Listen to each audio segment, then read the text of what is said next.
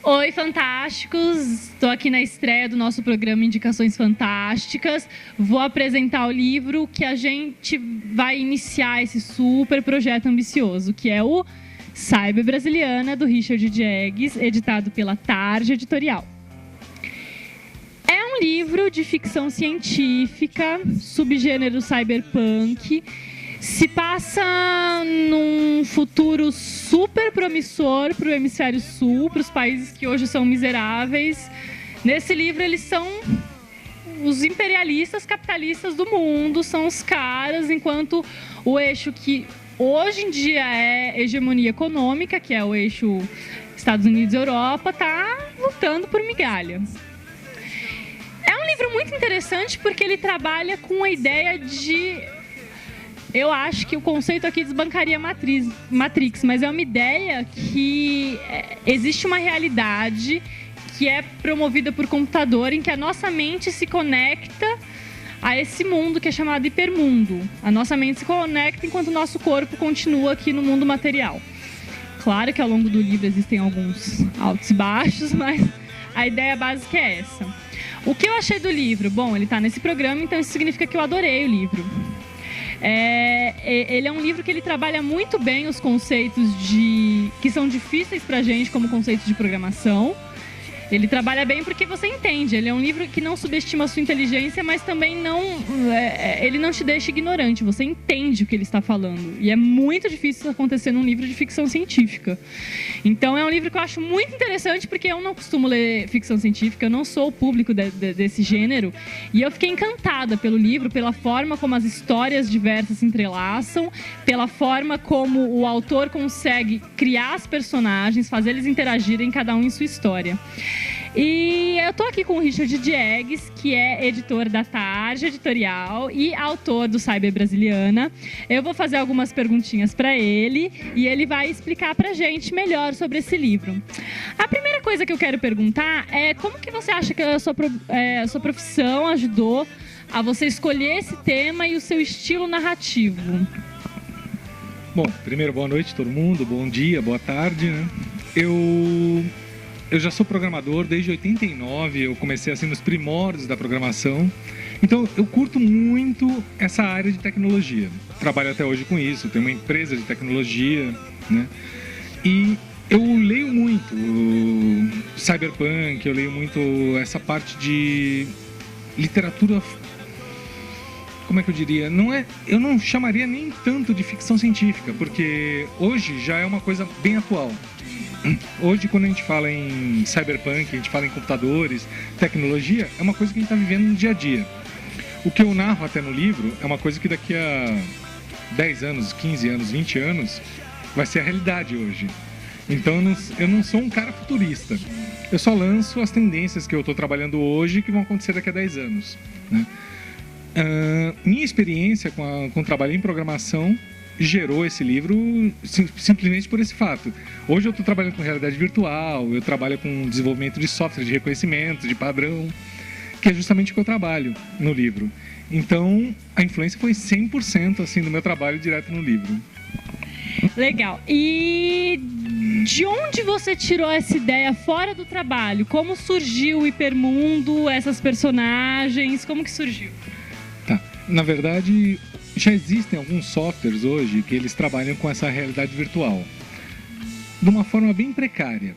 A minha ideia foi a seguinte: nós começamos a desenvolver dentro da empresa um software de uma realidade virtual um pouquinho mais ampliada. E eu pensei, a gente vai demorar alguns anos para desenvolver isso, só que a gente já sabe o caminho. E se eu fantasiasse um pouquinho em cima disso e trouxesse uma realidade mais atual? Como é que funcionaria? É lógico que daqui a 10 anos não vai funcionar exatamente como está no meu livro. Vai acontecer coisas que podem até extrapolar. Mas eu tentei fazer o quê? Trazer o que eu imagino de futuro para o hoje, para o presente, né? Legal. Isso já meio que vai acumular com a minha outra pergunta. Mas, primeiro, eu quero saber se ser editor te facilita na hora de criar um mundo, criar os personagens, a forma como elas interagem, se ser editor facilita na linguagem. Na verdade é assim.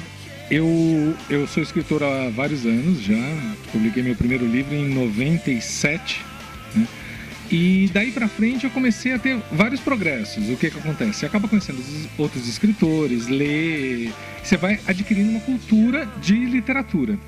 A partir do momento que eu me tornei editor, você acaba vendo a coisa de um outro ângulo. Você começa a receber tanto original, tantas coisas, que você fala, meu, eu sei exatamente onde as pessoas estão errando. Nunca vou tropeçar nesse tipo de coisa. Então você acaba sempre aprendendo. E algumas coisas, você recebe alguns originais que tem algumas coisas fantásticas. Meu, a gente vai lançar um livro de um escritor que eu sempre falo, eu quero ser esse cara quando eu crescer. E então o que eu faço? Eu pego essas partes boas que eu recebo e pego as partes ruins. E tento ficar nesse meio termo. Eliminar as partes ruins do meu texto e pegar as partes boas. O processo de ser um editor ajuda muito você a ser um escritor. Legal, legal. Então, a minha última pergunta, para encerrar, na verdade, é um pouquinho o que você já falou. Quando eu observo esse tipo de história que não é realidade hoje em dia, a gente geralmente começa a ver a ficção científica, mas no pós-fácil do seu livro, você fala que você dá várias justificativas por que você acha que vai ser uma realidade. Você vai explicando as pessoas RV, a criação de gado. São detalhes muito interessantes que você acha extremamente viáveis em alguns anos. Eu queria que você comentasse o detrimento do gênero o gênero e a realidade possível. Bom, na verdade, o que eu fiz? Eu escrevi todo o romance e durante o romance tem algumas coisas que eu não me senti imperativo em explicar. Eu quero que a pessoa leia, se divirta. Eu escrevo literatura de entretenimento.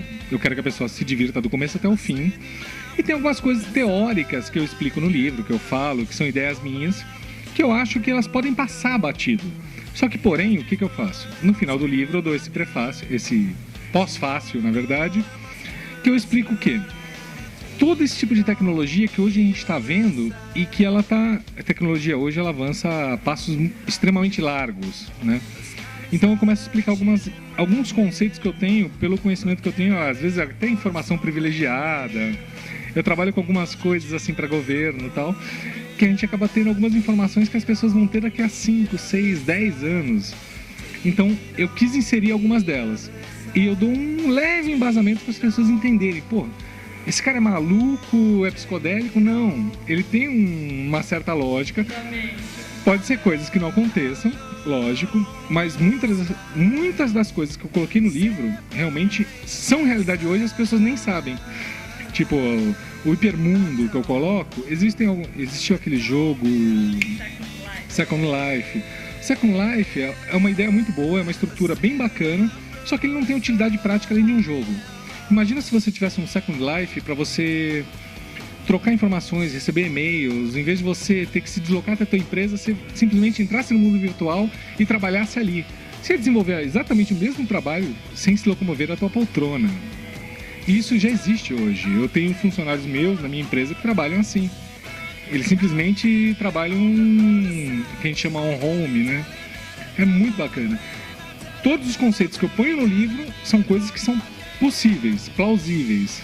Talvez hoje não, mas daqui a 10, 5 anos a gente não sabe. Bom, se você ainda não está curioso, espero que você fique.